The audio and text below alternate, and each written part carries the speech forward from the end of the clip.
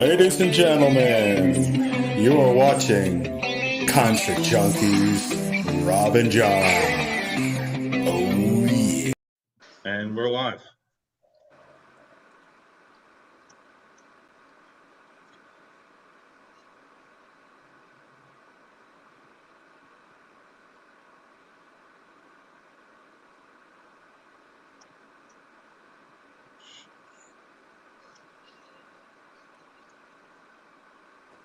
So would you like to give me a little backstory?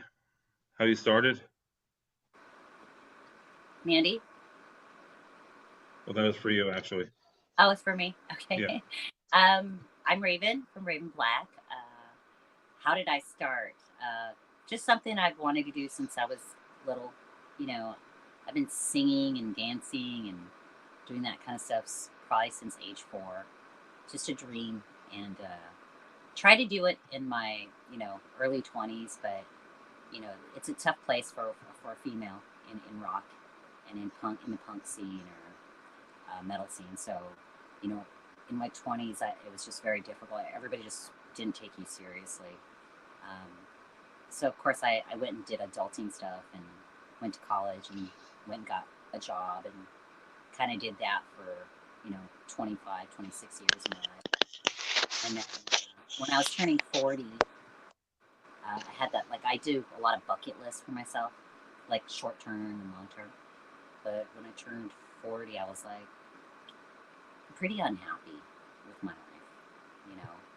So I decided that I was gonna live my second half of my life differently, and that I was tired of wearing a suit and hiding my tattoos, and I wanted to color my hair and be the real me for the second half of my life, and I just want to go for it. So I sat and talked to my dad about it, and I left. It took me 4 years to unwind, debt, credit card debt, all that kind of stuff that you got to do that forces you to go to a day job. And I started a band. And here I am, 10 years later, and still doing it. I've learned a lot. Learned a lot about business and about music, about myself, about people. But I'm finally, I think, at a place after 10 years of grinding, a place where I'm at peace with what I really want to do with my music and my creativity.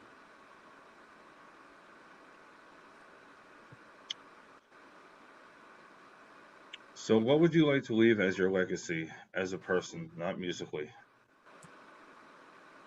I want people to be able to say,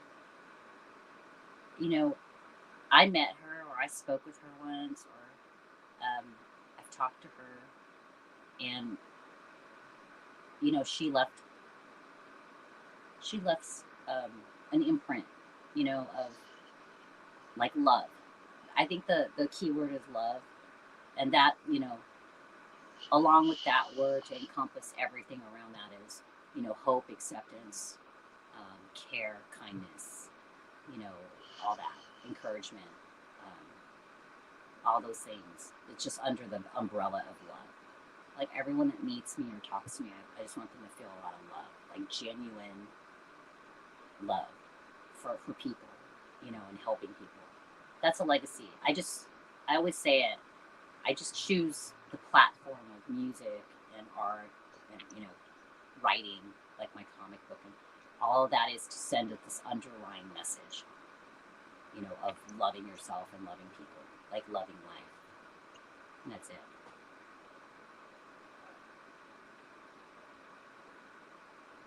So, ma'am, do you have any questions? First off, I just want to say, you're awesome. I definitely respect you because I know how hard it is to be a female in the metal scene. So much love to you for getting through all that. Second of all, there's no way you're 40. That's I'm 51. I'm actually 51 years old. No way. No way. Yeah, when I started the band, everyone around me told me Cat's old. No one's gonna. The record labels aren't gonna even consider you because they think of a 10-year plan before they invest in an artist, and you're just old. And I was like, well, who said I want to be on a label? I just want to do music. I don't think I want to sing and perform and make music. I don't think there's an age limit on that. Yeah, if you want to be a rock star in Hollywood in the mainstream, that they might have an age limit, but I'm not signing up for that, so I'm not worried about it. So I did it anyway, and here I am. I'm 51 years old. Nobody believes me, but I am. I'm actually 51 years old. So I'll be 52 this year, this summer. So yeah, I just want to make music. That's really awesome. And I definitely feel your pain because I just turned 35 and that may not seem like super old to everybody else. But you know, being a female in the metal scene, if you want to make it, you have to be young and pretty and not strange and whatever. But you know what? Screw all that, because I feel like as long as you're making music that makes you happy and makes other people happy, that's really all that matters, honestly. Exactly. I agree with you 100%. You're absolutely awesome. Thank you. You too. Thank you. Thanks for being one of us. You know. Absolutely. I've actually followed your career pretty much since like 2017. No And way. yeah, and a lot of your music definitely like, you know, helped me get a lot of my struggles out, you know. Performing is one thing, but listening to something else that connects with you is like a whole other thing, you know. So Exactly. thank you for that. You definitely helped mold my life for sure. You know, that means a lot to me because you're right. It's the people don't realize as artists, as singers, you know, musicians in general, like what we create, it never started as, oh, I want a radio hit.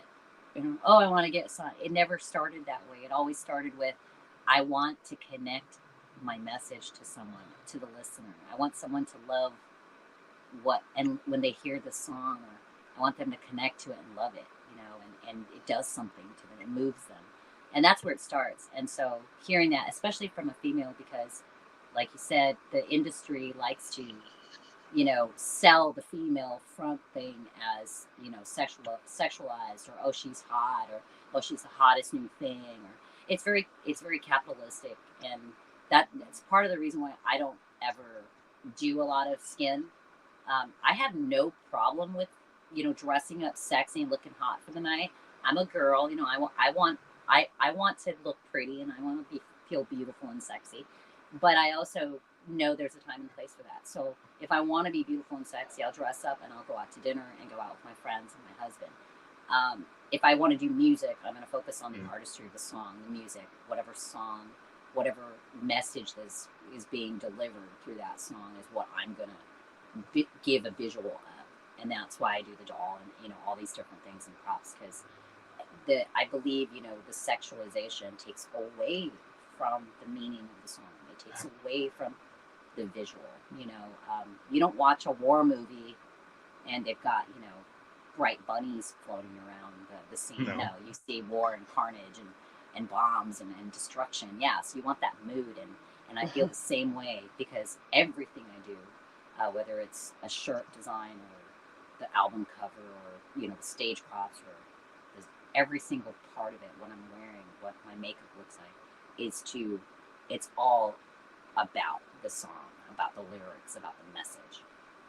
So yeah, that's it means a lot to me that another female artist understands that, you know, the lyrics and the music is really the priority, you know, the message.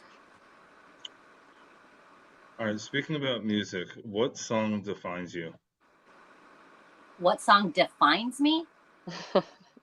Yeah. Did you say define as in DEFINE? Yeah, that, what do you call it? As far as a song or one of my songs? No, as a song, not one of yours. A song? Oh shit. That's a hard one. I told you it wasn't gonna be easy. Okay, so I wouldn't say that it defines who I am, but there's one song, and this is gonna like probably trip people out. There's one song that I will always love for the rest of my life, and I loved before. It's a song by Depeche Mode called "I Want Somebody." Okay. Yeah. And it's nothing elaborate. It's a very simple thought thought-provoking song about it always rang really true to me because it was about being accepted for who you are. And that's kind of what I got from those lyrics. And I was, Depeche Mode was like the 80s. I was probably 11 years old. And I was suicidal and depressed, and I had all that anxiety and stuff like that at that age, being a really awkward 11-year-old girl who, loved Pippi Longstocking and Punky Brewster, so cutting my clothes, wearing safety pins, riding all over my frickin' chucks, that I was that little girl, and being bullied at school. So that song just really stuck to me, and it's probably still to this day one of my, if not my favorite song. I still have it on my playlist, and you'd never think, Depeche Mode, but I saw them in concert in the 80s. Depeche Mode was a big deal in the 80s. Yes, they were. But yeah, Somebody. I think it's called Somebody. Untitled.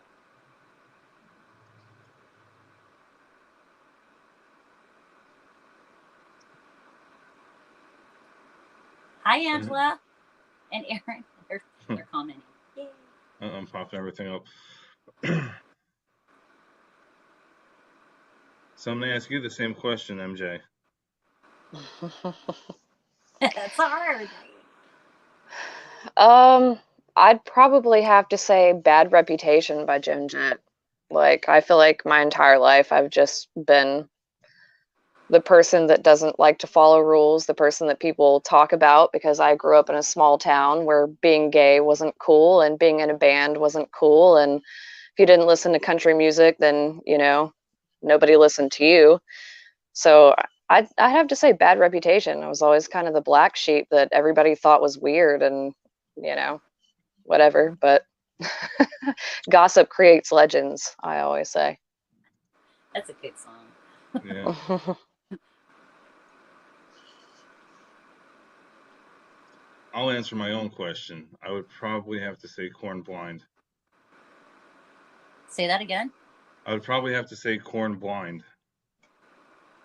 I don't know that song. How come I don't know that song? That's a good song. I love Corn. I used to be a Corn kid in high school. Oh, I thought you said like Corn Blind, like the actual title of the song. No. You're talking about Corn, the band. Yes. Oh, okay, then I do know that song. I was like, well, first I couldn't hear you, so I was like, no, that is a good song. As a matter of fact, I think some of our music is influenced by Korn a lot. Well, mainly Freak, but I just like him. He's just a weirdo. I love weirdos. Yeah.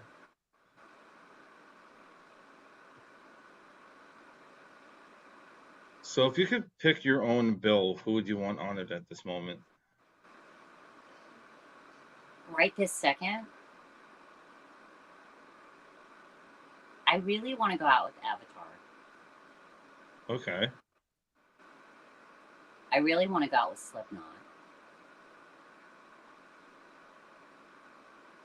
And Korn, as a matter of fact. Yeah. Yeah, I think that'd be a pretty cool lineup. It's like the weird and heavy combination. It is. It's like Macabre. It's a Slipknot, weird and heavy. Korn, weird and heavy. In its own unique way. And Avatar, weird and heavy. And we're weird and heavy. Except I am showing a little softer side to them, so.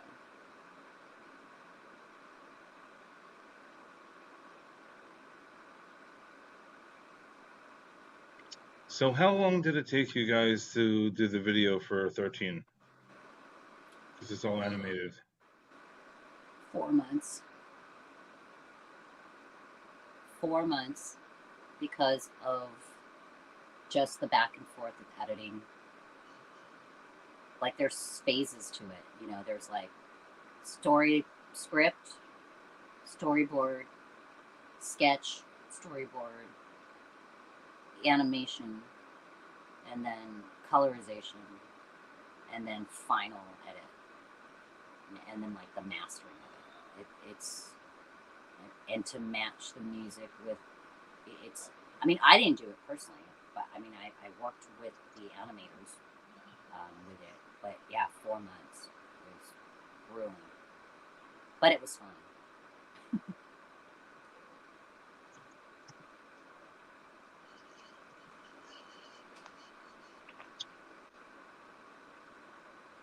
Man, do you have any questions? I want to know what your writing process is like. I'm sure a lot of your songs are probably, things that you're inspired by or things that have happened or things that you've seen in your life or whatever, but what is your writing process like? Do you just kind of have lyrics in your head and then they write music, or they write music and it inspires lyrics, or It's all over the place. There's no one set way. But I'll give you an example.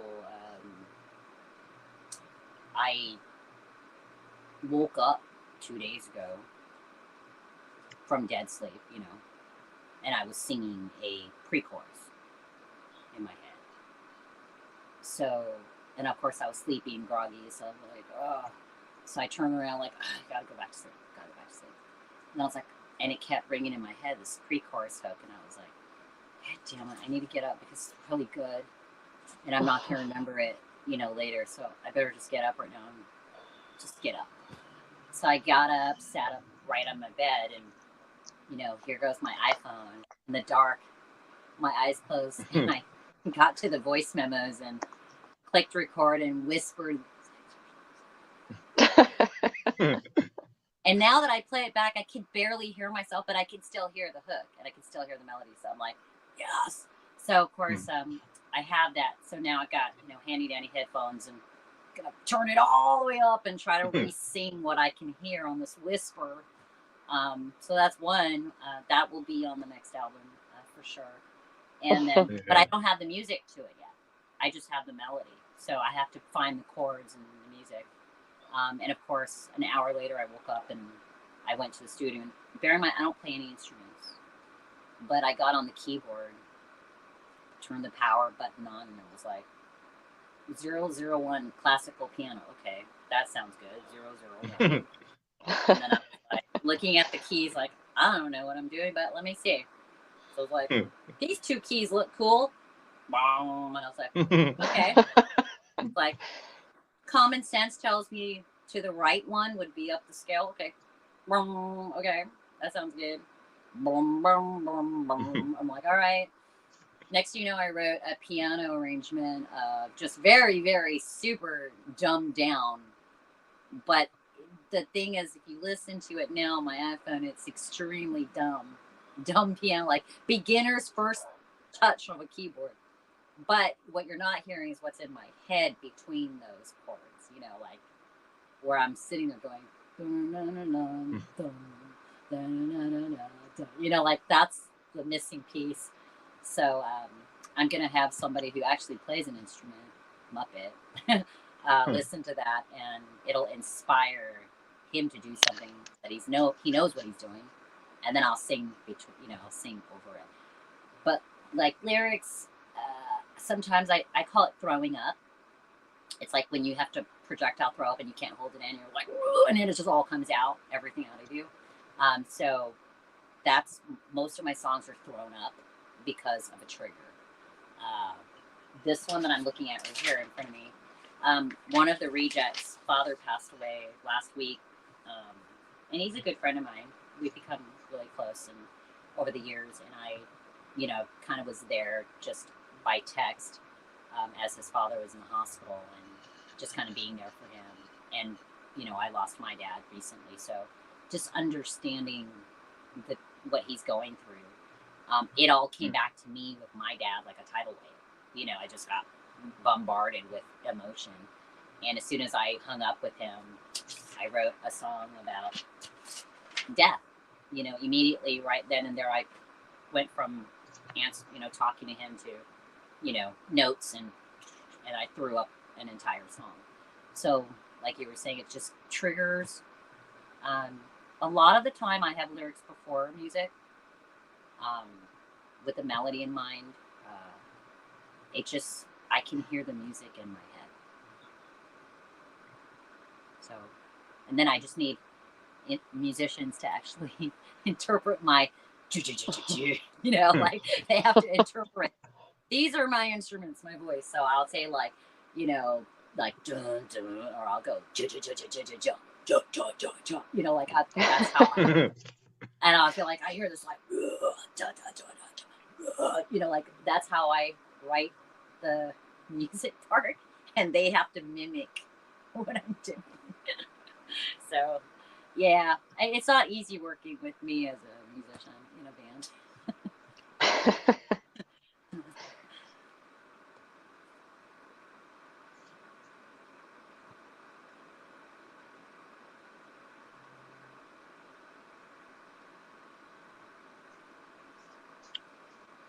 So I saw you did a cover of Zombie. Are you ever going to release that? Oh my God, Zombie! It's never gonna. No. So okay, so this is a song that I absolutely am crazy about, and it's since the '80s. You know, like the Cranberries is a big, iconic part of the '80s, and me being a female growing up. And that song, you know, when you dig into the meaning of it and war and all that stuff, about what the song's about, you know, I always felt like it just lacked vocally the angst. You know, you're talking about war and death. I mean, come on. You know, you're talking about zombies. Like it was missing the, you know, the anger, you know. So, of course, I always sang along and, you know, just did my thing. But when we started the band, I was like, oh, let's play some cover songs. Oh, okay, what's your favorite song? Let's play some stuff. So I was like, I love this song. I'm going to try to sing it the way I would hear it, you know. And next thing you know, we ended up putting it in the set locally, not really, you know, trying to record it or anything. And people just absolutely went ape shit over it. And so we had always planned to record a cover of it. And we actually we did record a cover of it. But my last guitarist didn't learn the new arrangement. Because what we wanted to do was redo the arrangement to, you know, fit us more in what I wanted to do with growls and screams and metal it up. So that whole long bridge, we were kind of cutting it down. So, of course, our producer, Ulrich, redid the arrangement completely and was like, okay, you guys learn it this way, and then we'll record it. And Chris never learned it. He just didn't want to.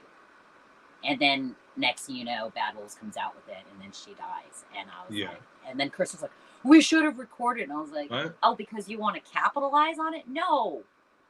You know, I've covered this song since 2013 or some shit, and I was like, it's just a great version of it that has some angst in it. And so, as a matter of fact, Muppet recently told me, let's go record that now. Let's get a guitarist to learn that arrangement we had, and let's record it and put it out. And I was like, all right, we'll probably do that.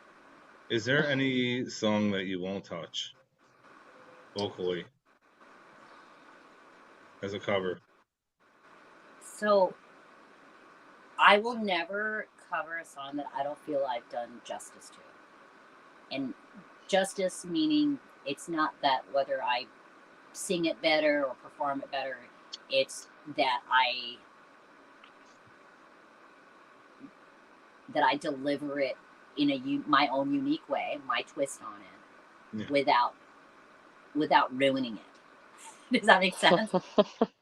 Right? Like I feel it's really important people not to ruin a good song, you know. And so if I don't feel absolute justice in my covering a song, I won't do it. But one thing that I would love to cover is a Queen song, because I absolutely love Freddie Mercury, but I probably will never do it because there's no fucking way I could serve it enough justice, no matter how hard I try.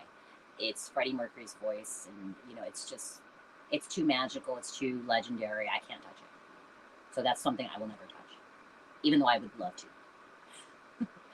I would love to, but I won't.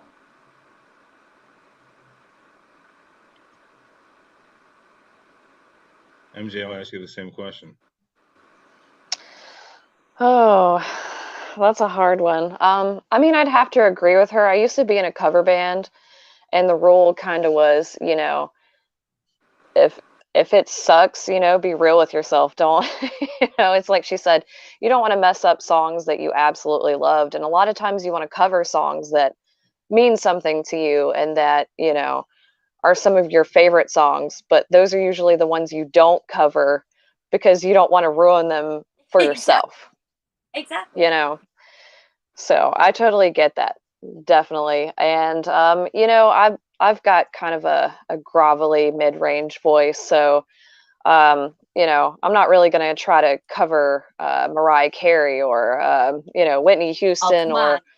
or Freddie Mercury. We're Definitely you. not. Um, but yeah, I think everybody has their limits. I'm not going to go out and perform something that I'm absolutely awful at either. You know, I want to do myself justice and everybody else's ears as well. So I'm going to do something that I can absolutely deliver and something that I actually feel. You know, it's got to be something that you feel, even if it's something that you wrote. If I write something and I don't think that I'm delivering it the way that I intended, then I'll leave it alone until it's exactly right before I'm going to do it in front of other people. I'm not going to half-ass anything, excuse my language, but I'm not, you know, I'm not going to do anything halfway. So if it doesn't sound good, you're not going to hear it. Even at I'm karaoke, right you with won't? you. I'm right with At you. karaoke, nobody cares because everybody's drunk, probably including myself. So I will do anything you ask, probably terribly. Just don't video record it because I have your reputation, you know. Yeah. Yeah, yeah. I totally get that. But what's your go-to though? For That one, karaoke, yeah, that one song, yeah. that's hard, but believe it or not, I'm probably doing my guilty pleasures, which are like Alanis Morissette, or like she said, the Cranberries, or Oh my god. uh, I like a lot of. It's the mid range. It's the mid range. It is. It's a lot of things that are my bread and butter. Because even though I'm doing karaoke, I still want to sound good, at least to some extent. You know, it's probably things I sing in the shower that I've perfected because I sing in the shower in the car when I'm bored. That's so So true. I do Kelly Clarkson. That's probably my most guilty pleasure. I think she just has a beautiful voice, and nobody does it as good as she does. But it's just kind of one of those things that are fun to try to execute, especially because it's something I'd never do on stage, obviously. So, you I know. totally understand that, Mandy. I totally get that. And I do sing some Kelly Clarkson songs, by the way, and Christina Aguilera. Okay, we're gonna have to Really? message videos to each other because I I'll have to share. see this. I have to. Well, no. So we need to do this. We need to do this with you, Rob. We Okay. should do a one of these days. We need to do a show where Mandy and I do just some cover crazy karaoke, like where we're singing something that people would just be like, "What the fuck?" Whenever you You know what want. I mean? Like, um, but Whenever you seriously, want. I do Disney songs. Like I've been trying to hit "Let It Go," and I got all of it except that one last when the "Let the Storm Rage" on. Can I You hear know, some of I it? hit or miss it. I'm like 60%. Same, Like 60% same. of the time I'll hit it. 40% I fucking crack and I'm just like shit. But Can we it's can we fun get a for little me as taste? yeah. It's fun to try to execute it, to challenge your vocal range. You know what I mean? So Absolutely. that's what I do. So yeah, we definitely need to share that. That would be really Yes. fun. Whenever you guys want, just let me know. That I have no qualms about people hearing me crack. I'm a singer. I've cracked many a time, even on my own song. So, you know, it's Yeah. just when we want to give you something that really makes you feel, sometimes you gotta crack. You gotta take a crack at it, basically, to get Yeah. that, you know, that emotion across. So yeah. I have no shame, absolutely no shame in cracking for you guys. Entire Disney show. Yeah. Let's have a Disney show. We should have entire Disney show. I We don't care can if it, dress up like goth Disney princesses. It'll be Oh my awesome. god. that'd be great. Absolutely. Absolutely. I'm in. I'm in.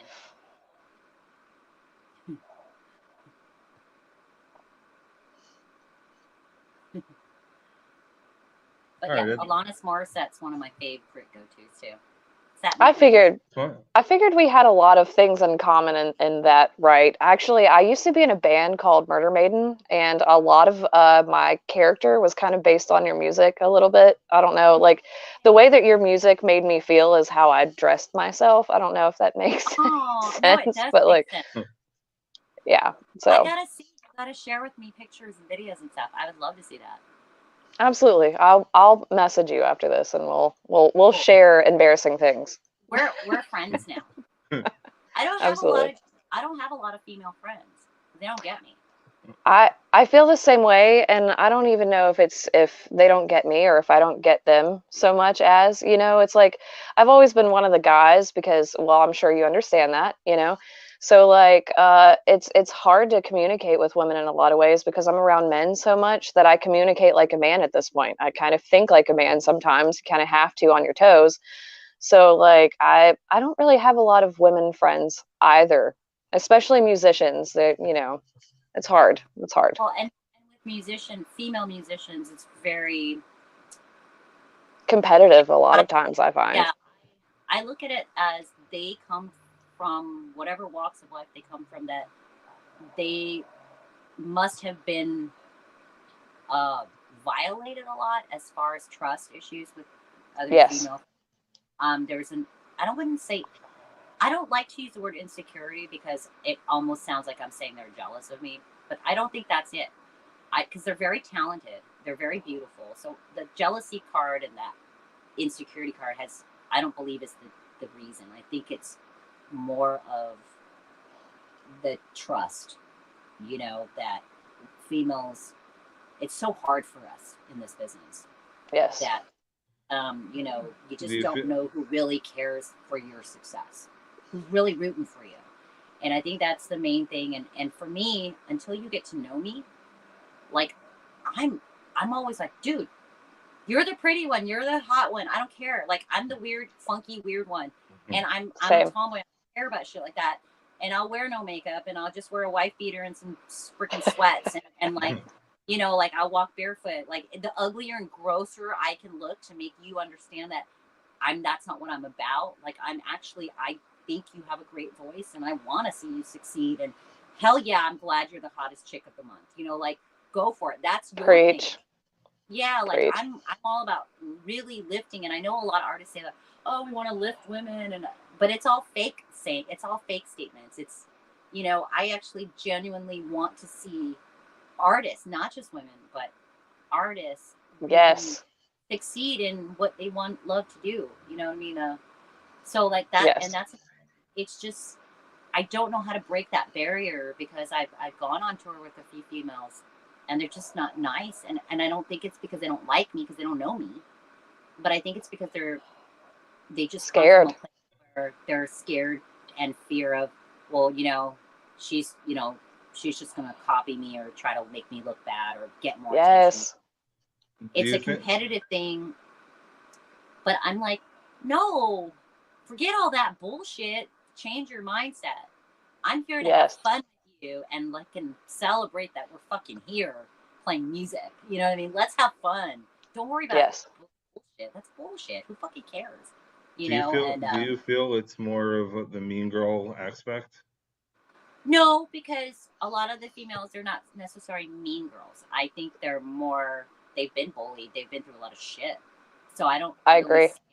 I don't really think they're from the Mean Girls Club. I think they're from the Antisocial Club, and they've Yes. just been hurt, backstabbed. I mean, there are some women who just have been through some hell with friends they thought they could trust and stuff. And I've been mostly in my life around guys, my brothers and guy friends, so I don't have that same insecurity when it comes to girl friendships. My Yes. my issue with girls is not cattiness or threatening or insecurity. My issue with women is I just don't know how to relate to them because I've been around guys so long. Exactly. We're going to be best friends. I totally agree with all of that. 110%. Yeah. Absolutely. So yeah, we're gonna be best friends. See that? You heard it here. Yeah.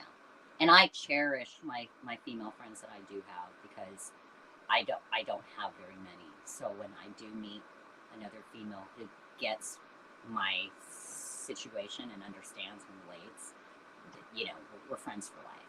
So that's really cool. That's I really agree. cool.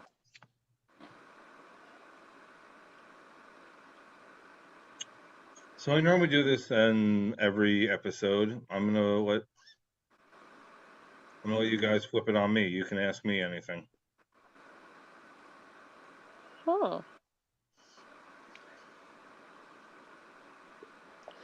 Why did you want to start doing this to begin with? Like, is it because you love the music so much, or because you just love what you do?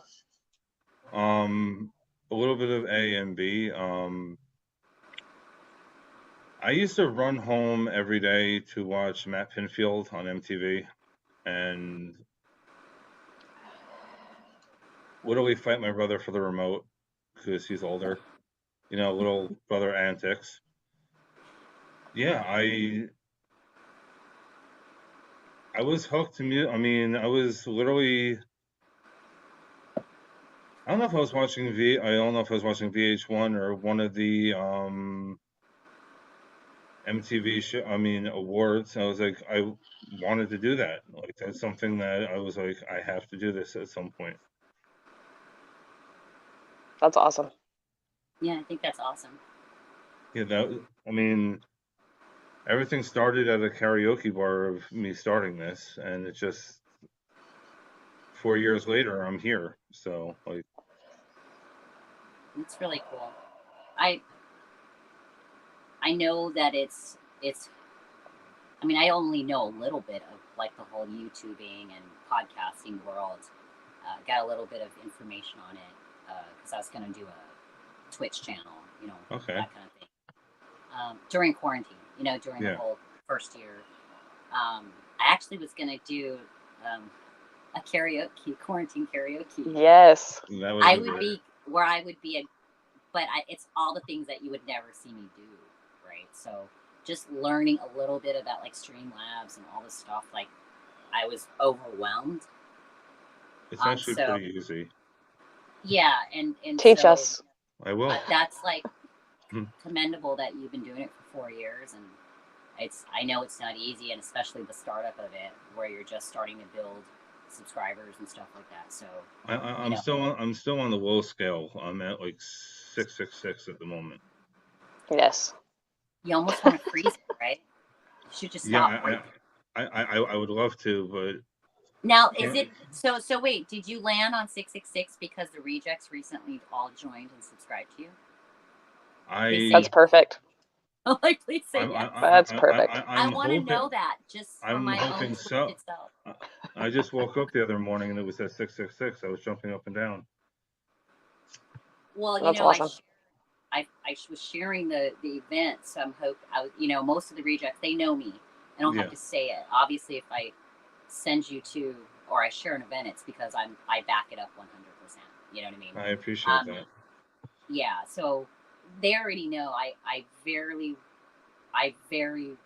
rarely share something that I'm not behind. You know, I'll maybe do it as a favor, but like anything that I'm like a big believer in, I'll share the hell out of it. I'm the same way. Like I won't. I mean, I listen to at least one of everybody's songs before I even message them. I might not listen to it again until the week before the interview, but or I put you on the playlist after the interview. There's a playlist on Spotify. There's merch. There's anything you can think of. You can just Google it and it'll be there. That's cool. Thank you. I appreciate that. People don't realize, you know, when you're a smaller band, you don't always have the budget to do press, and you know, you're kind of a DIY thing. So that's what I'm here for. Yeah, and you yourself are DIY, so you get it. And so yeah, I'm big on cross promoting other DIY projects, whether it's podcasting or merchandising or whatever. You know, especially within the family. So like the rejects, they all do their own stuff too in their personal lives. And, you know, they're like, well, will you share this with, you know, for me? And for me, it's a judgment call of, you know, does this person truly support what we do? on a consistent basis. And that doesn't mean buying merch, but you don't have to buy merch. You could just share a song, or, you know what I mean, comment. That those things help the algorithms, right? And I'm really transparent with the rejects. Like, I'll tell them, like, I'm taking a break to write right now for 2 weeks. Well, can you guys post pictures every fucking day, because I don't want to lose my algorithms with Facebook. Because then they start chopping off who gets to see my posts. So I'm like, you guys handle it for me. You know, I'm really honest with him. Like, this is the shit I have to deal with. And if I go away for 2 weeks, oh man, it hurts me when I do come back. And I'm sure you understand that too from a podcast. This is why I dedicate every Wednesday and Thursday of every week. That's great. See, that's the other thing is that dedication. So good for you, man. There's honestly maybe one week that I won't be doing it, but I have backup interviews to pop up while I'm on vacation or whatever. But I if it's not this, I'll do a slideshow of the photos from each show I was at. Just a little voiceover or something. There's shows again. It's so cool. Yes. There's itching. Shows again. Like, that's seriously a really. Like, I'm itching to go. I mean, the last one I went to was Slipknot, but I'm saying I haven't seen anything that I'm 100% that want to go to, or I have not seen before. Hold on a second. I just realized something. Okay. Shit. I have this little fan in here, and it's loud. Okay. I don't know if that was like messing up the volume or not, but I just realized it because last time I had it on, it was really like overpowering and being picked up by the mic. So I'm sorry if that was the case. So what shows do you not miss? Like, if certain artists that if they're coming towards you, that you will not miss a show. Like, I don't want to miss it, or I don't care for it. No, I'm saying you won't miss it. Like, if they come to your town, you're gonna make sure that you go. It's hard to answer that question because, like, on a personal level, any band that comes through locally, I would love to go see, just because I love live music. Yeah. And even, like, I just love live music, and I'll even, like, go to see a local, you know, unknown band just because I like to hear what people are creating. I'm a connoisseur of that. Like, I want to know that new kid who's just, like, brilliant on a guitar, and he just comes up there and, you know, does an acoustic set at an open mic, and I'm just like, dude, that was fucking awesome, you know? So it's not for lack of that I wouldn't go. But if you're talking about, like, big commercial bands, like, Behemoth is one that I need to go see, but I kept being on tour when they came out. So I was like, I really want to see them live. Slipknot is one that I would, to every chance that I'd get to go see them live. But I love the energy and the chaos of their live shows. And the destruction. But as a professional, I'm so busy. I don't ever have the time to go to a fucking show. You know, I'm either on tour or I'm recording or I'm doing something else. And it's just, you know, it's too difficult for me. Like, Rammstein's coming in. Well, do we know that they're gonna cancel or postpone because of COVID? But, like, my friends are going to the Rammstein thing in PA, and I'm thinking about, you know, that's one. But I saw them in 2016, so I was like, you know, do I want to buy the tickets and spend the kind of money? I'm a DIY musician. I really can't afford to do shit like that. You know what I mean? Yeah. So I have to say no, you know, as much as I would want to go. It's one of those things. The Slipknot with Ginger and In This Moment, if they're definitely coming to Michigan. So I'm like, I would like to go see that show. But then again, I'm like, you know, it's money, you know, that's what people don't understand. DIY musicians, it's just because you can afford, you know, $100 this month doesn't mean that you're not short $100 next month. Yeah. You know, for bills, because we don't have a steady paycheck. So, yeah, it's the reality of things. Like,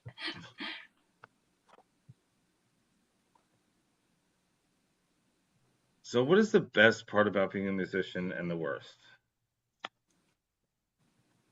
You want to take that one, MJ, first? Well, I mean, for obvious reasons, the best part of being a musician is being able to, like she said in the beginning, reaching out to people, being able to make people happy, to see people smile, to have fulfillment in your own life, knowing that you're doing something that is fulfilling to other people. Playing shows live is definitely one of those things because you get that one-on-one connection with people, and there's nothing better than standing in a crowd and seeing people just enjoying themselves and enjoying life for 5 seconds, even if it's for that moment and nothing else for the year, just being there and part of that moment is definitely the best part. And I would have to say the worst part is what we were just talking about, we need to pay our bills too. And it's really hard, especially when you are a DIY band, trying to have the money just to do your videos, to get your music on Spotify, to have your music on YouTube or wherever people think is popular at the moment, just to be able to try and get extra money so that you can buy merch and go to your next show.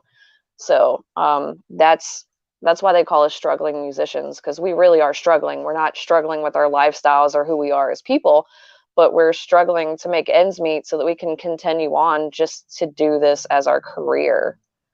Yeah. So she said it. I already knew she was going to say exactly what I was going to say, so that's why.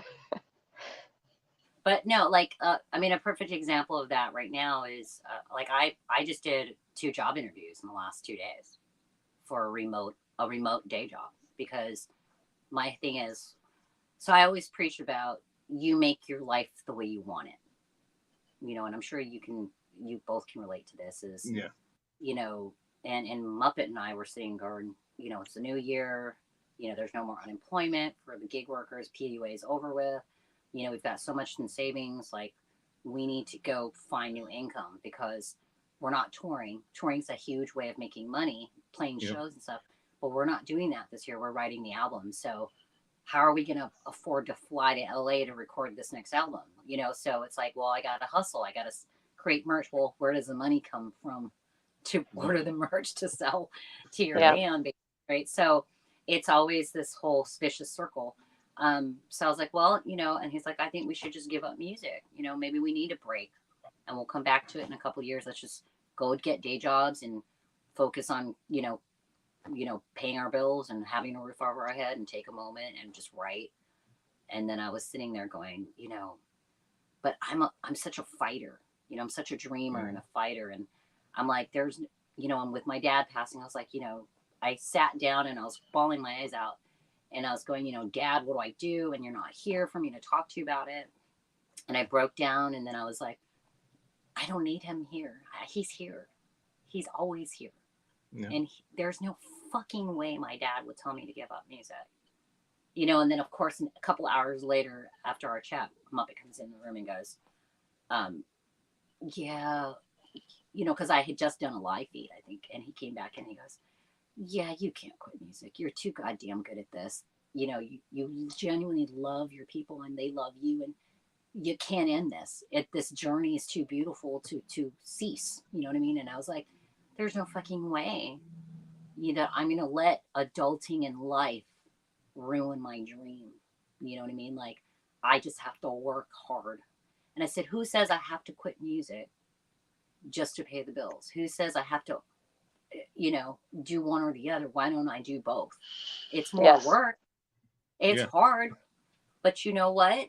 I'm going to do it because that's what I want my life to look like. So I said, okay, well, I don't want to go to AutoZone and work 8 hours a day and then come home and I'll be exhausted and I won't be able to create music. And, I'll just be like, I can't write tonight. Because it does. There's a certain thing that it kills your inspiration when you're that tired. Yeah. So I said, okay, well, I don't have to take that kind of job. Think what can you do to make money that's a stable income and still have a day job and still not interfere with your creativity. So I was like, well, let's go back to what I know how to do. What are my skill sets, right? Let's take it back to like square one. I've had 30 years of real estate experience. So what Yeah. I do, I went on LinkedIn and jobbed Indeed and all the shit, and was like, and it come to discover in that little search that since COVID, there's a lot of remote jobs Yep. if you have the proper skills. And I was like, well, holy surprise me, I applied to them, updated my resume and applied to them, and I just finished my second interview. So I might have a remote job, which will allow me to do my day job from home and still do my music from home. And it's so now even if I toured, I could do my job remotely on a laptop on the bus. So I think that's the life I really need. So I have some stability income wise, and it's going to be hard because I'm going to have to throw that in there where it's like we're on tour and I'm waking up from being up till 3 a.m. last night at a show. Yeah. I'm waking up at 8 o'clock, 9 o'clock in the morning with 2 hours of sleep and doing my day job on my laptop. Then load-ins at 1:30, right? So it's going to be hard, but I can do it because this is the life I want. Yes. And that's what it's mind over matter. It's like, I don't want to struggle with bills anymore, and I don't want to give up music. So this is what I have to build myself up now, physically, mentally, and emotionally, to be able to do both. And I'm just going to go for it. So wish me luck on getting my job. You got this. Yeah, I'm proud of you. Super proud of you. Yeah. So, yeah, just, yeah. And if I have to go do a day job, I mean, I applied to be an entry-level phlebotomist, taking blood. I was like, okay. ooh. I told you I'm a weirdo creepo, right? Of course, I'm fascinated to take people's blood. So I was like, okay, I'm going to try this. It's an entry-level trained position, and I'm like, with benefits. I was like, okay, I'll go do that. Because see that I could go to work at Walgreens or CVS or whatever at the pharmacy or whatever the blood bank or whatever this company is, go in, do my 8 hours, go home, and see that's not going to interfere with my creativity. No, that's something I can leave there when I walk out the door. You know what I mean? I hope you leave it there. Yeah, I can leave.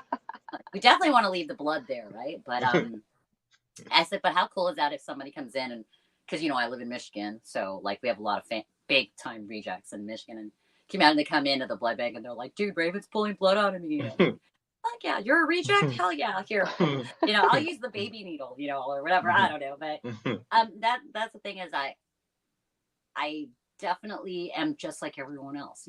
I need the day job just like you. I have to make a living. I have the same mortgage bills, telephone bill, insurance. Stupid Spectrum bill. It's just life, and you can't just because you're a musician doesn't mean that you don't have those things. Actually, I always say to my fans, you guys have it easier than I do because you actually have a paycheck coming next week. I don't know where I'm going to get my grocery money next week. I got to post an ad so you guys can buy some more t-shirts so I can buy groceries on Amazon. You know what I mean? I'm like, but I'm really real about shit like that because that's the thing is like, there's some artists that care about people perceiving them as this glamour rock star. And they have shit, like, look at my house or look at, my outfits or like, they want that appearance of like all my shit's together and I'm a rock star. Whereas I'm completely the other extreme. I'm like, look how poor I am, but I love what I'm doing. And, I spent my last $150 to get fucking new stickers and fucking posters for you guys because it's Valentine's Day is coming up.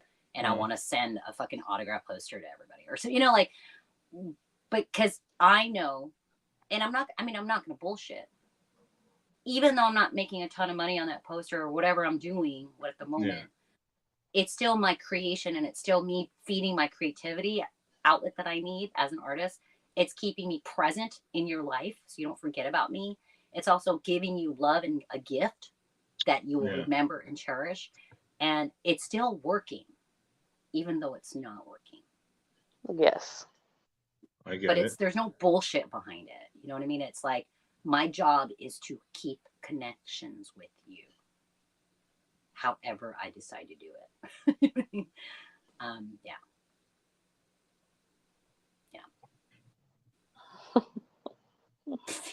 You Well know, said.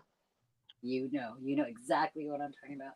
But yeah, I just like I don't bullshit people with regards to like glam and stuff like that. You know, it took me a year to get a ring light because it was like $49. And I was like doing podcasts, like I was doing my stuff in the living room in the dark because I didn't have any special lighting, you know. And then they're like, you really need to get a ring light. I'm like, dude, they're like $39, $40 on fucking Amazon. Like, okay, well, let me wait till we have a good month in sales, and then I'll splurge and get a fucking ring light. And here it is, and it blinds me. Yep. It blinds me. That's But why I'm but you using can mine. see my face, right? Yeah. So yeah, I'm just real about shit like that, you know. Somebody said, "Oh my god, I love your new Ouija pants, the new pajama." I'm like, I love them too. I want one, but you know, I can't afford to buy my own merch. Like, but I designed it for you guys because I keep in mind of, you know, I have things that are feminine, I have things that are masculine, I have things that are a little bit more, you know, darker imagery, and then I have the cutesy comic book imagery. Like, I have something for everybody because Yeah. my fan base is very versatile. You know, I have a 3-year-old all the way to a 67-year-old. People have different styles and tastes and favorites. So I just try to facilitate everybody's tastes, you know, when it comes to merch. No, I totally get you. This is the only merch shirt I have of my own. Yeah, Sure. I love it. I love it. But that's good because that's like super, super branding your logo that you've had established for so long, and it's people remember it. You know what I mean? They just remember it. Yeah, that's one thing I have to say I've been lucky with the branding. I've branded Raven Black since the beginning very well, and I've stuck to it, you know. And it's yeah, it's stuck. So like it's stuck, yay, yeah, Yeah. yay. But yeah, it's branding is interesting, you know. Oh, and that's the funny thing is everyone's like, well, what's your real name? And I'm like, well, Raven is my real name. Not the black part, but Raven. And believe me, people are like think it's a stage name. I'm like, no. Raven's my middle name. Yeah, it is my real legal middle name. I said, but yeah, they asked me about doing a stage name early in the days. You know, my manager was Aaron Rossi from Ministry, and he's like, so yeah, you know, you could do a stage name or something. And I was like, how do you come up with a stage name? I don't even know how to do that. Like what? Like Star? I'm like, I was like joking around. He's like, I don't know. He's like, well, do you have a middle name? I was like, yeah, I do. And he's like, what's your middle name? I go, Raven. He goes, that's perfect. And I was like, oh my God, I've always wanted to use my middle name. You know, like, yeah, I kind of like, I could do that because at least it's my real name. And so it's funny because people are like, what's your first name? I'm like, there's a reason why I don't say it because I want you guys looking me up. I want some privacy, you know, like, I don't want you to know where my real estate is and all my shit in life. You know, in technology now, you can buy background checks and stuff. Like, so yeah, no. You don't even have to. You don't even have to. I know. You could even do face recognition now, right? I'm like, all you stalkers out there, you know, if you want to look me up and use technology and pay for profiles, if you show up at my door, you will not meet Raven Black. You will meet Sig Sawyer. You will meet Sig Sawyer. My gun.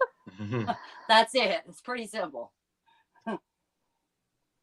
Yeah, so I'm not worried too much about stalkers because I'm sure you can relate to this too, MJ. I'm kind of a tough little cookie. Like, I'm not going to go down easily. And I'm fucking weird. So you probably don't want to mess with me. You know, I think weird, twisted people are scarier when it comes to a fight. Yeah, definitely. I feel like this: if you're gonna stalk me, just leave beer. Right. Magic hat number. People don't have to stalk me. I'm very accessible at a show. I'm extremely accessible. I meet my fans. I'm at the merch table. I'm you know, I'm accessible. So there's no need for stalking. Really. I'm much nicer. I'll be much nicer when you meet me too at the merch table versus at my house. If you come to my and if you come to my job, that's even worse. Yeah, don't ever want to go there. You do see this makeup on this side, right? Yeah, that's a person you don't want to meet in a very bad mood. Okay. You just don't want to meet. This is the inner me. Okay. Like, there's a lot going on. There's a lot of black there. Okay. Like, yeah, don't want to mess with that. But yeah, it's funny because you guys are my first interview this year, like my first podcast thing I'm doing this year. Yes. Yes. I wasn't going to do any, for a while. But, I liked what you showed me and stuff like that. So everybody that's ever done these with me knows I have no censorship. I just like talking, like normal, natural, not, and I don't like the real generic interviews. So I've don't declined. either. I've declined a few. Like your questions were like super great, and well, because it's like we're talking and getting to know each other. I like that. But yeah, some of the interviews I do, I'm just kind of like, should I turn on my recording? We were founded in 2014. I just feel like, like I just don't, I put it out there, like, don't ever contact me for an interview if that's what you're going to do. I'm not a robot, I agree. I like having fun. I mean, with any of the interviews, it can go left, it can go right, Our Christmas episode that MJ was on, it went totally That was left. crazy. It went totally left. What happened? What happened? Things were said. I'll send you the link to it. But there was things that were said that, like, I didn't have the button to bleep things out. It was live, so I let it roll, and I'm like, this might be a problem. Are you not allowed to say certain things? It's not that I'm not allowed. It went left, and it kept going left. Like I had two live performances. And there was a subject that just kept on going and going and going, and you could see it in my eyes, like, stop now. I didn't say but it was a hell of a night. But I'll have to watch it. Yeah. Now I'm curious. I'll be like, something was mentioned over and over again, and all right. I'm dressed up as Santa, and Santa's ears want to be covered. You're like, earmuffs. Right? Yeah, I mean, you guys are the first. What I was saying was, you guys are the first one I'm doing this year, and I felt good about it. And part of me was like, oh my god, I have to put makeup on. The lazy girl me was like, I don't want to put makeup on, but then the other part of me was like, well, this is really good. You need to, if you're going to do any of these, this is a good one to do. You know what I mean? You're going to have fun. Yeah. Thank you. You just got get it together and get do it. And I'm like, all right. And and a lot of people were looking forward to it. So I was like, I hate letting people down. So, but the whole thing with this whole recent post that I've done with the new year starting is this the fourth album for Raven Black is called Embrace the Darkness. And it is literally my life is I am embracing my inner darkness. So, no more nice girl. But I was like this in my, my teens and my 20s. I was feisty and didn't take me shit. And somewhere along, I think, hitting 30, where people were like, dude, calm the fuck down. Like, you're so angry or you're so rebellious. Like, you need to, like, chill the fuck out. Chill out. You know what I mean? Like, you're not going to be able to meet a guy and get married and be taken seriously if you're just like this, right? This badass chick that's always like feisty and starting shit. And I was like, so I think with that and the therapy I was going through at that point was like, you know what? Yeah, why am I so angry? And, right? Like, okay, I need to find peace, right? Yeah. So then I went through all that with therapy and everything. And then I found this like calm side of myself and things were good, but I was extremely lonely and unhappy and very isolated.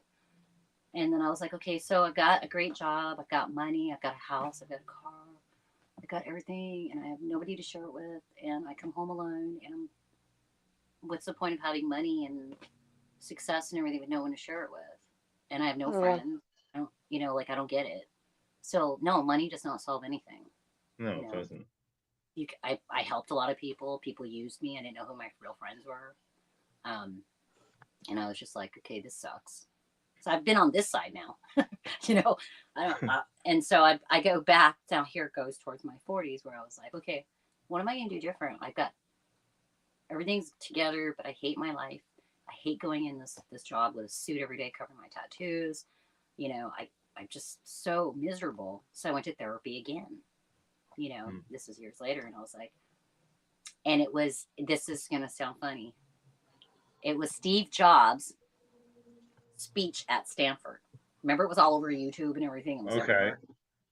Where he said, if you were independently wealthy and money wasn't an issue, what would you be doing right now? That's what you need to go do. And I was like, I'd be doing music. I'd be singing and performing and dancing and writing. And, you know, I would be doing all that. And then I was like, wait a second, I do have money. I'm not totally independently wealthy, but I got some money. Like, I just need to change my life, you know? And that's what I did. So, but that nice girl me suppressed the badass mean me that didn't take anybody's shit. So I just went from one side to the other side, you know? And then I was like, well, I don't want to be mean. I don't want to be this. And then I don't want to be this. And I don't want people to think things. And I went back to that childhood thing where I was being bullied and just taking people's shit and not standing up for myself. And I fought all that to become this badass, no, don't take anybody's shit, to now retreat back to that childlike person again, where people were treating me like shit. So I was like, there's got to be a happy medium here, you know? So here I am 10 years later, you know, here I am 51. And I've decided I don't have to be too nice and I don't have to be too mean. I'm going to balance that right here. I'm going to be the complete me now. When you come to me, you're not just going to get the nice me. You're not going to get just the mean me. You're going to get the real me, which is both. And how you interact with me is who you're going to get. You know what I mean? Like, that's where I'm at now. So, you know, this first thing here, I just kind of wanted to really put that out there to the world, because people are going to be a little shocked with some of my posts this year, you know, where I'm like calling out people like, hey, that's not fucking cool, you know, or, you know, to keep that, you know, negativity away. Yeah. You know, from here, you know, or if you don't like it, bye, you know, like go away. But that's the thing is, like, I used to just delete stuff, right? Just delete. But you don't teach people that way. You don't teach people that it's not okay. And I think that's what's wrong with the world now. I think people get away with social media. People get away. You know, you would never say that to my face. No. What you said in that comment. Not at all. Because I punch you back in the face. You know what I mean? You say it because you're not in front of me, but you try saying that in front of me, I'm gonna punch you in the face because it's totally disrespectful. So that's kind of where I'm bringing it back to my roots, which is, even if you're in social media or whatever, if you're gonna say something, I'm gonna call you out. By name. Because I used to do that. I used to be like, you know, so I was given a report of somebody saying this, and you know, I was trying to keep everything all nice, right? Everything all on the level, right? Yeah. And I didn't want to be people to judge me for like, oh, wow, like the lead singer of Raven Black said that, like was arguing with a fan, you know? And I was like, so I'm like, yeah, I freaking argue with a fan. I mean, they're not a fan, actually. So I'm not arguing with a fan. I'm arguing with a douchebag. That's not a fan. I don't want a fan like that. You know what I mean? And that's, but I couldn't get there in my head. I had this fear of like, okay, well, just delete it, even though they say something mean or terrible, just delete it, hide it. And I'm like, no, from now on, I'm gonna call you out. I'm gonna say, I don't know who you are, but you're being blocked. You douchebag. Boom. They deserve Yes. that. Yeah. They deserve that. If you're brave enough to comment a douchey remark, you're gonna get one back. What's fair is fair, right? Yes. So yeah, and I put it out there this week. A lot of my fans, they just want to see the nice Raven, Yeah.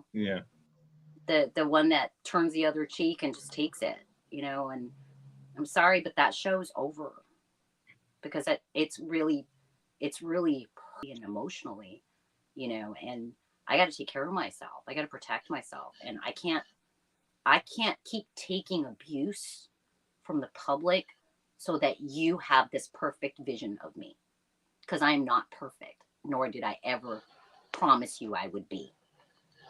So Yeah. you need to see the image of me as the real image. It's been there since the beginning.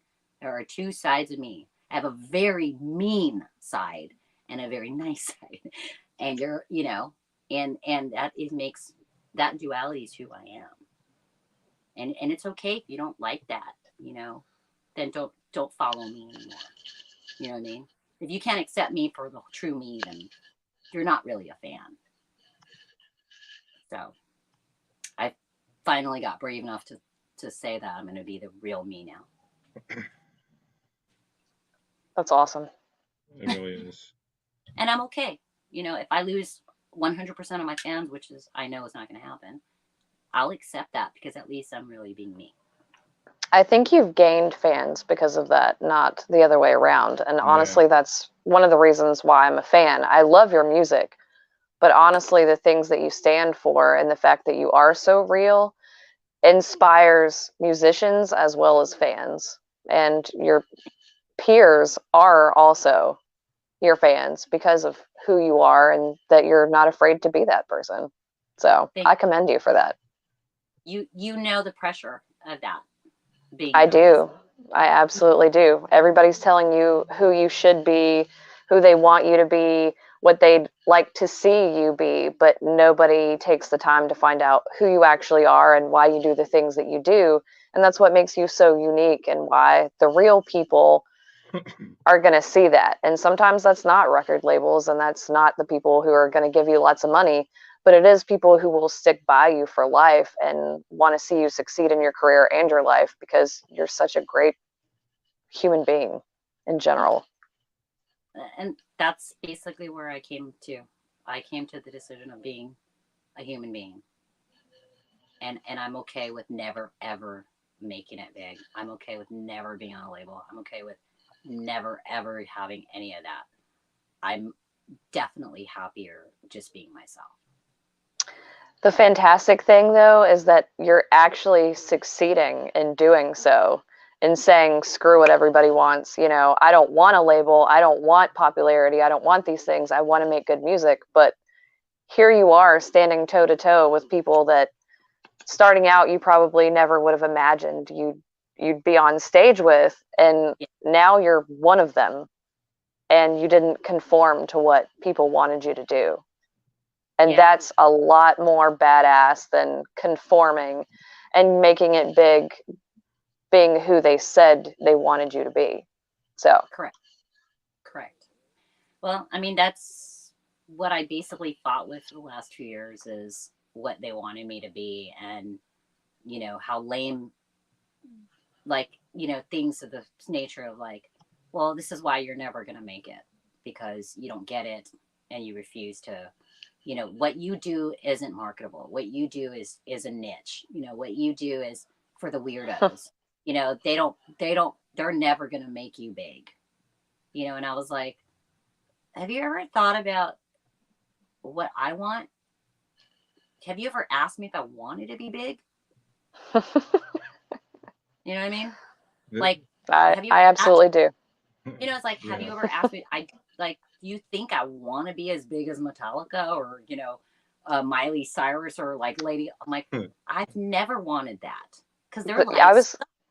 I was going to say the secret is that most of us don't actually want that. We just want to be able to pay our bills doing what we love and seeing other places and being friends with new people than Right. we would ever want any of those Right. things. What they want to do is they warp you into that world thinking you want it, and they start making you that. And then at the end of the day, you're sitting in your room in a hotel doing fucking coke or heroin going, fuck my life. I fucking hate playing music now. I fucking hate seeing fans because it all gets taken by the label. I was just a part of the machine, and I was just a new product on the shelf. Yep. They have objectified me now, and I'm not even the same guy anymore, the same girl anymore, you know, and I'm like, maybe it's my age, maybe it's my experience in life. I don't know, whatever it is, my personality, but I'm like, dude, I'm 51. I don't need you to pimp me out. Yes, if I signed with a label like I could have a couple of years ago, I would have been the biggest thing in the first campaign, you know, the first 3 months. They would have just put me everywhere, right? They would put me everywhere and I'd be famous and I would look huge, right? But at what expense? Because now that they've done that, I've got to like maintain that level now. And what does that do to a person's, what does that do to a person's confidence and their self-esteem when they can't sustain that? Because the record label now says, okay, now you sink or swim. We've done our part. We spent a ton of money on you to go out there, and now you better maintain that. And here you are. Well, but I owe you so many thousands of dollars, and I have no money to pay my mortgage or my rent, and I got a car payment and insurance and shit. Like, what am I going to do now? Oh, well, you can't go and do what you used to do and sell stuff on your Facebook or website because we're going to handle all of your merchandising now. We're going to take 85%. Yep. So, no, you can't do that anymore. But because you signed a contract, because now you're owned by them. They spent money on you. You signed it. So I was like, no way, man. I'm not doing any of that. I'm going to do whatever I want. And guess who I asked permission from? Nobody. Just you. Oh. Yep. And I'm like, everybody gets a piece of it or a cut of it because guess what? They didn't do anything to create it. You know, they just wanted a piece of me and want to turn me into a product. They want to package me. I'm a human being. I can't be packaged. You know what I mean? Like, yeah. There's no way. It was like the whole thing, like, well, you know, you shouldn't, it doesn't look good when you're smoking a cigarette on your interviews. I'm like, that's what they say. Yeah, they say that all the fucking time. It doesn't look good. You know, I go, okay, well, I used to believe it. So I do take a certain responsibility because I do have a lot of kid fans and I don't want them to become smokers, you know, like, and the kids know because I've gotten to know them enough. I'm like, do not ever pick up cigarettes because I'm trying to quit and I can't. So this is not something that I'm condoning. Same. I wish I could quit smoking. I've been trying, but it's really hard and it's an addictive thing. So no, you know, the kids know, do not smoke cigarettes. So I've already finished. I took care of that. And then I'm like, okay, well, you can't say fuck and you can't say, you know, curse words in your lyrics. And I've been pretty good about it so far. But I was like, but Embrace the Darkness is coming out this year. And I think it's time for me to get aggressive and aggro because I am angry and I have a lot pinned up from the last 10 years. So this next album is going to be extremely heavy and aggressive. And then I was like, oh, well, what about the kids? I can't say fuck in my lyrics and, you know, like shit like that. They're going to hear it regardless. Yeah. Well, if it doesn't come from you, it's going to come from somebody. But it's those false beliefs. And at least it's not coming from me. At least it's not coming on my material. But immediately after I had that conversation with my producer on this song it's titled Fuck You. Just so, let's just put that out there. Sneak peek. And it's called Fuck You. Yes. And it's my unique way of saying it. So I'll plant that seed. But nice. I just had that conversation and he's like, well, I think there's a way that you're going to deliver the fuck you that's going to work for you. You know? And I said, okay. And I immediately hung up with him. And like about an hour later, I got a messenger on Facebook from one of our Afterlifer rejects. And she wrote, she's the mom of JJ, our little princess of the kid pit. So our rejects, we have a kid pit and I actually have a physical kids mosh pit on the floor during our headlining tour. Nice. So the kid pit, she's the princess of the kid pit. So Janine ends up writing to me and saying, "Oh my God, I missed your live feed last night. I was working, but as soon as I got in the car, little JJ says to me, 'Mama, them assholes won't let Raven sing for me.'" That was the message I read. JJ's 4 years old. She's the princess of the kid pit. So from the conversation with Ulrich to that message, I just said, "Janine, you have no idea how much I needed that message at this very moment. The princess of my kid pit just gave me permission to title the song 'Fuck You.'" Yes. You know, like, it's okay. So, and I was like, you know, this is exactly what I needed. It's like you were saying, your fans will support you. The right people, the real people will be there and will support you and accept you exactly for who you are. You know, not this censored, you know, careful, you know, and that's the thing. I just want to be responsible, you know, that I don't steer people to anything that is harmful to them. You know what I mean? I want to inspire people and help people. So that, I think the intent is there, no matter how dark I deliver the message. I think people have asked me, "Why do you do the dark imagery?" There's like some certain like upside down crosses and like demons and, you know, like where do you go? Are you satanic? Are you, you know, like, I'm like, no, I don't identify as either, but I have no problem. And I read a lot about Satanism. And I read a lot about Luciferian. I read a lot about Christianity and Catholicism. I read a lot about Buddhism. I read a lot about a lot of things because I'm constantly trying to learn, you know, about life. So I embrace people for who they are, you know, and I just want the same for me. So my whole thing is I do a lot of dark imagery because I have a lot of dark imagery inside me,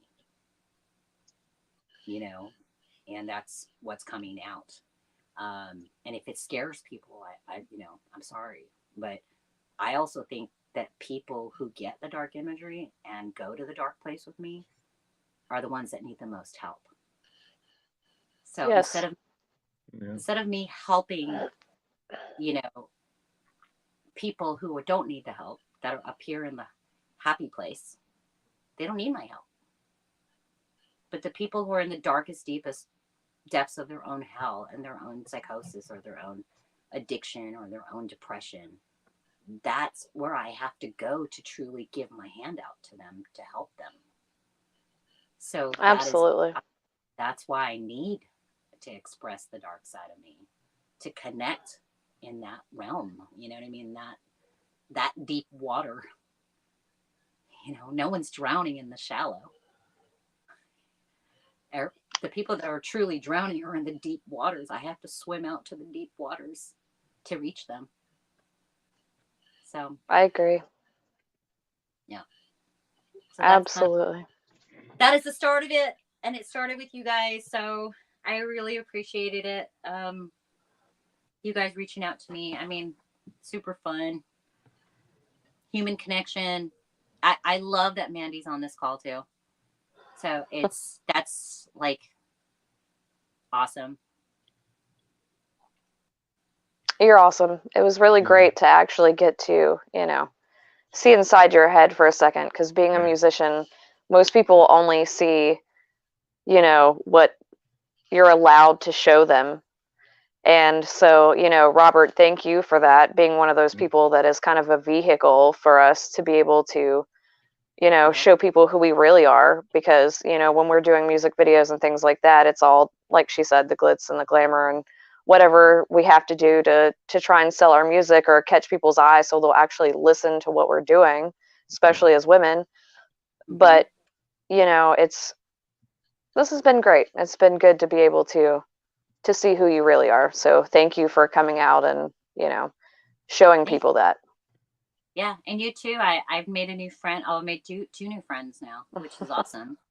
Thank you. And I just think the future is going to change and be different, and yeah, it'll be interesting you know what happens with music, the industry anyway, and streaming and all that good stuff. So, but I'm not worried. I don't think it's going to affect me as much because I made the decision to keep it at the level that I'm at. You know, whatever growth happens is going to just happen organically. Yeah. And at the end of the day, the people control it anyway. I agree.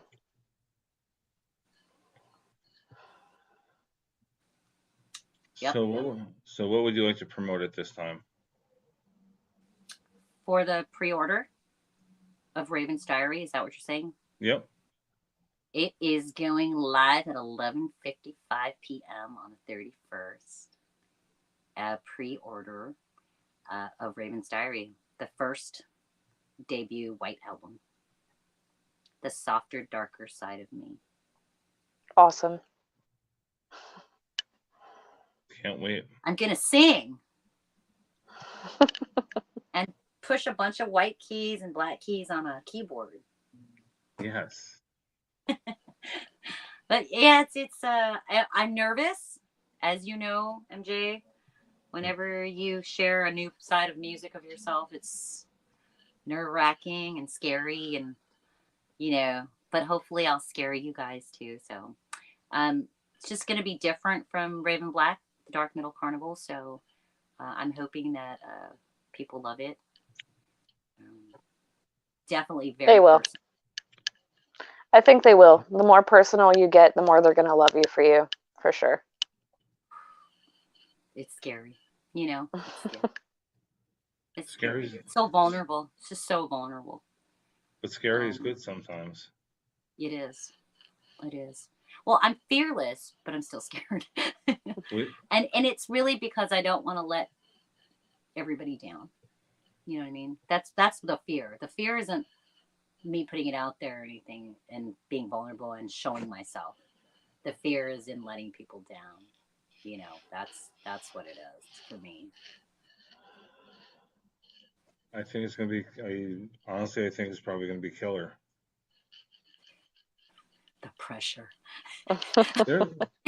There should be no There's pressure. nothing anybody could say or do that will not relieve this pressure I have, but I'm just going to pour my heart into it. And that's good enough for me. Yeah. Yep. So save the date. I've been posting. I've been posting a lot about it. So I'm purposely, everyone's going to be upset because I'm purposely pixelating and blurring out the album images so they can't see what it looks like yet. Because I want it to, when it actually comes out and we actually debut the release, I want everybody to see the new album cover and just be like, holy shit. It's just demented. I like it. I'm so excited about the album cover that I just want to reveal it now, but I like teasing everybody too and getting them excited and anticipation too, It's fun. Yeah. So when they see it, they're going to be like, she blurred everything out. Why would you do that to us? Because we want you to look forward to it. But yeah, I'll definitely want to hear your take on it. We should get back together and do a review. Whenever you want.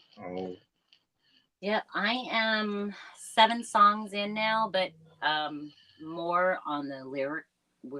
I'm still finalizing some melody and some music. So most of the magic will happen in the studio. But I'm not ready to go to the studio yet until I demo out some of the music on this end. And not having a guitarist makes it very difficult,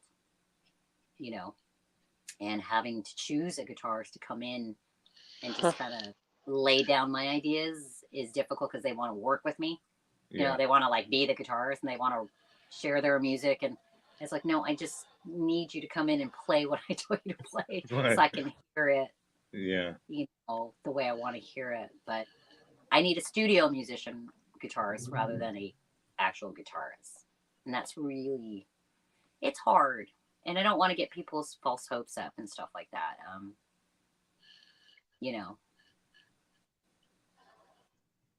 Yeah, The struggle. it is. And then we need to talk about karaoke. Yes. Yes. We could do karaoke before the next review. Yes. That's going to be awesome. We should definitely do that. Definitely can We should do schedule that. like 80s females or something. You've got a cover band. You pick some songs. Alanis. I 80s. could do, 80s is yeah. awesome. I mean, I'm an 80s kid, so that's awesome. Yeah, we should do that. Yep. Let's just do an Alanis day. Something that we both are comfortable with that. That would be perfect. We just let's get together and do a mock-up collab Alanis Morissette song. Yeah, that would be fun. You pick Just the song. I pick anything. I'm good. One of my favorite songs is Mary Jane, and it's not a popular one. So Okay.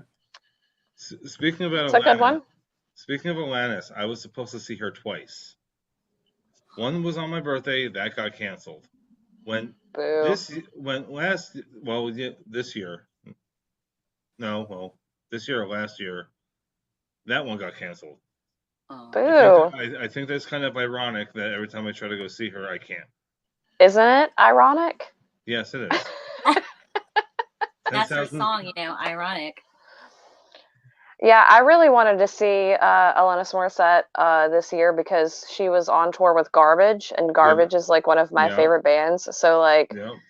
Shirley Manson and Alanis together, like what's better than that? I can't think of anything really. Is Creep done by Garbage? What was that? Creep, the song Creep. No, No. you would probably know them by like I'm Only Happy When It Rains, which was what got me hooked on them. Look that song up, you'll love it. I Trust definitely me. know Garbage. I'm just trying to think of the main popular It is song. the pink album. It's a pink album with a G on front. Yeah. Because I think Garbage was a little bit after my time as far as their popularity. Just 90. just shy of it. I'm gonna say 90, 94, 95 maybe. I was already an official adult. See, the 90s. Clubbing and going to shows anymore. I was adulting. I wasn't even quite there yet. I was like, in my teens in the late 90s. So like that was the grunge era, and the dirty pop, as I like to call it, the more grungier side of Madonna and Alanis Morissette. The 90s for me was definitely a life changer. I still listen to 90s alternative pretty much all the time. Yeah, Me see, too. you get it. Yeah. Yep. Best friends, we're meant to be. Yep. I listen to that. Like seriously, I have shared my playlist. I did a thing on Zoom with the Rejects. They bought like tickets to watch me do my warm-ups, my vocal warm-ups. Okay.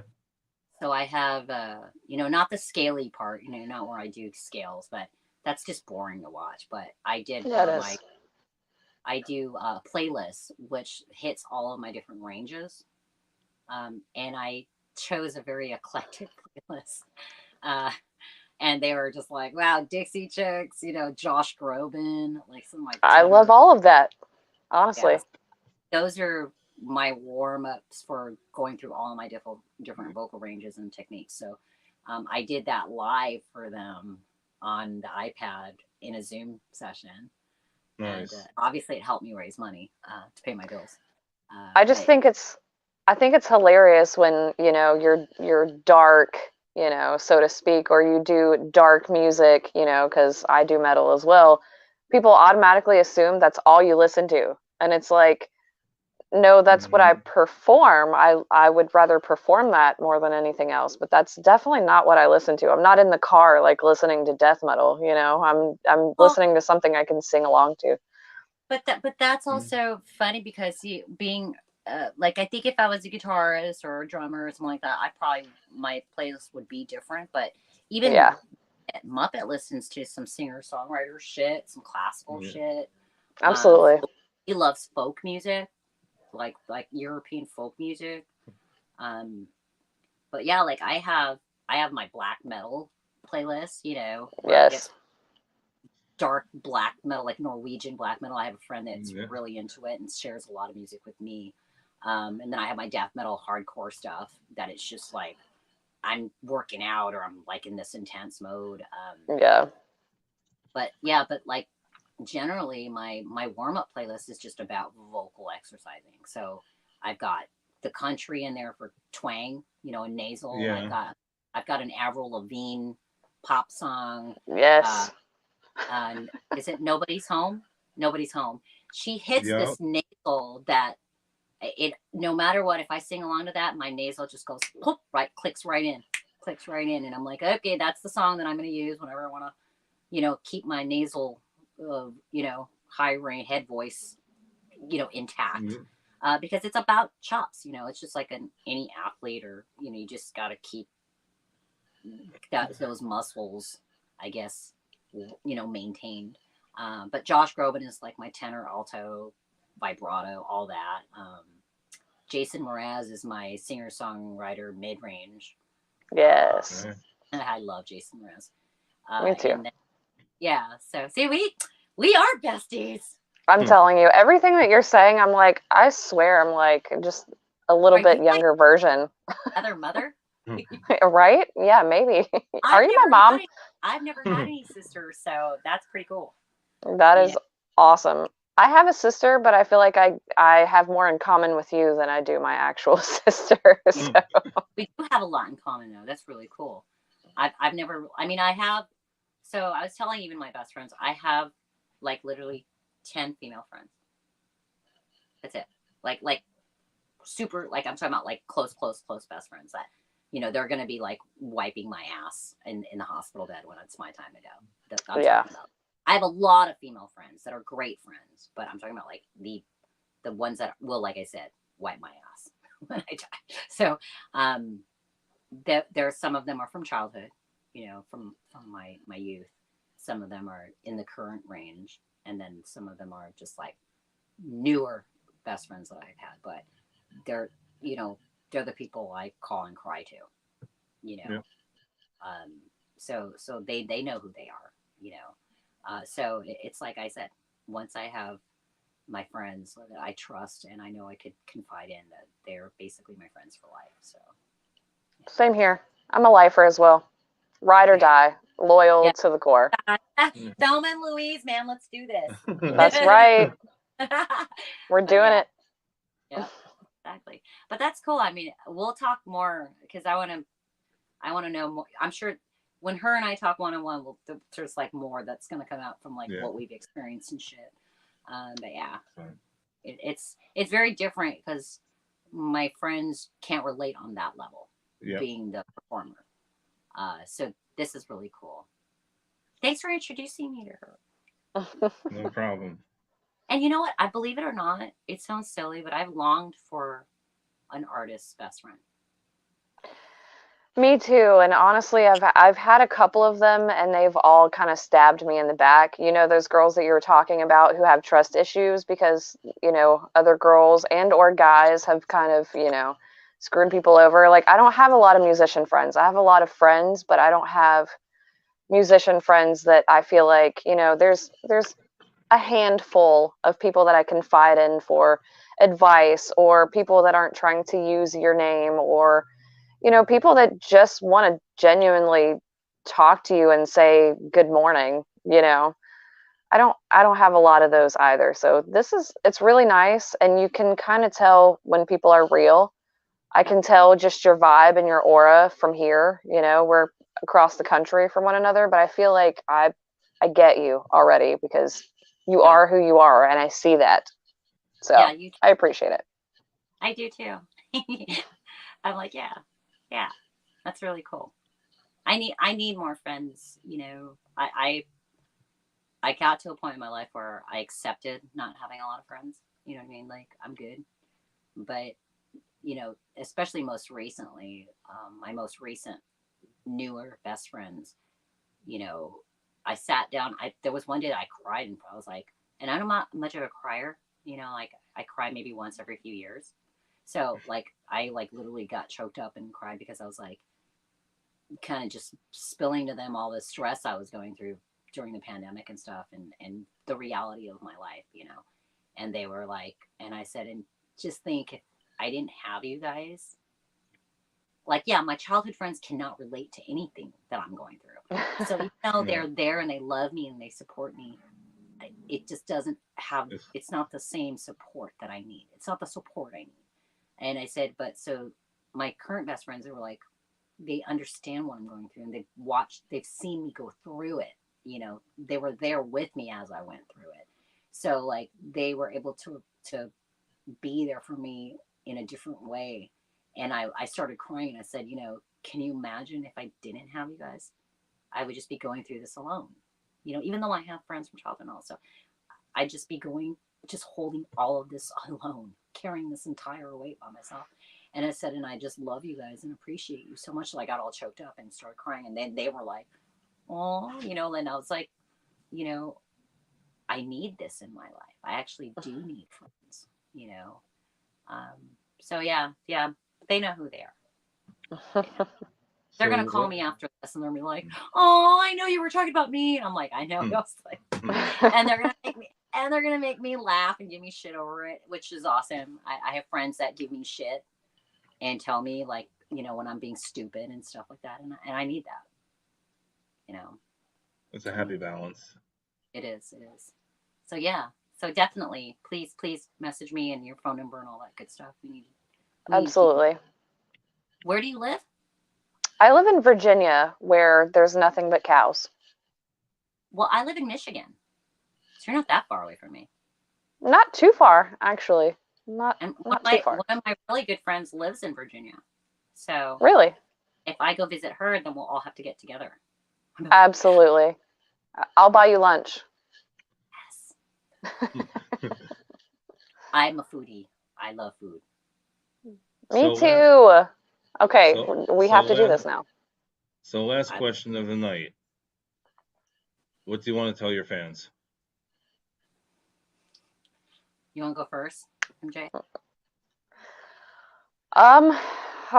Gosh, there's not enough time in the day because honestly, you know, as cliche as everybody says it is, like I just want to say thank you over and over and over and over again. And I know it gets old because, you know, you're the reason why we do this, but you're also the reason we're able to do this. So it's a beautiful cycle, but I just want to say thank you to anybody that buys a shirt or listens to my music or just makes a nice comment on my page because it makes my day better because I'm human like everybody else and my days suck sometimes, but you guys are the people that make it better. And having experiences like this and talking to Raven and Robert and wouldn't be possible without the fans, you know, letting people know who we are. So thank you. Awesome. They already know. I say the same thing. It's thank you. You guys know I love you. And I always appreciate everything that you guys do to support me, to support my friends, the music scene, all of that. And I take moments like this to share all these stories so that you guys know, like, truly, I'm not the only one. See, MJ understands, Rob understands, you know, subscribers is his living, right? Subscribers, clicks, likes, all those things. This is how we exist. You know what I mean? Because the industry's, you know, not lending a hand. They're not lending a hand to promote music and artists development. Pretty much you have to pay to play. Yes, and everything costs. Nothing's for free. So we are always struggling, and it's really important for the community, you know, the metalhead community, the metal community, to know your money, where you spend it. You know, you're either spending it towards a future of genericism. Is that a word? It is now. It is now. It is now. We've just made it official. Okay, so you know, you're either gonna. It's like they say, feed the wolf. You know, you're either feeding the machine to what in the foreseeable future and has already happened is genericism, or you're going to feed, you know, true art and creativity and those that are really actually making that, you know, making it and creating it. They need your support. So, you know, that's that's I guess my final thing I want to say. Know where you're spending your money. It's not like taxes. You actually can choose where it goes. Well said. Well said. I have to do my taxes Saturday, so I'm just musicians' taxes. You guys want to hear comedy? Let me share my tax return next Sunday. Yeah. But I would like to thank you both for your time for tonight. Thanks, you. Robert. Have a good night. You too. Take care. Be safe. You too. Hugs, everybody. I'm a hugger. Hugs.